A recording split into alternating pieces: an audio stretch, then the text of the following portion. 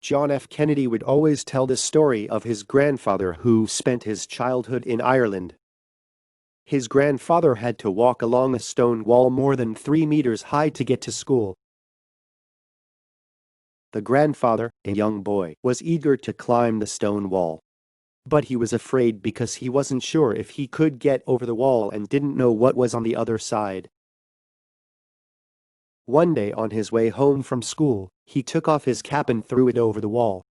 When he did, he was forced to cross the wall to find his cap again. It was obvious that he would be scolded when he returned home without his cap on, because it was more frightening than crossing the wall. We often think of successful people as people who have moved toward their goals without being swayed by any temptation, but they are not. They were weak before temptation.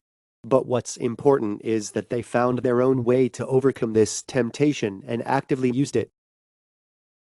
In the same vein, Victor Hugo, the author of the novel Les Miserables and the best writer of France in the 19th century, took a servant to the writing room and took off all his underwear and told him not to bring clothes until sunset. Psychology refers to enclosure's technique as a way to use the power of the situation to confine yourself to make decisions. In short, they burn a boat so that there is no more place to retreat.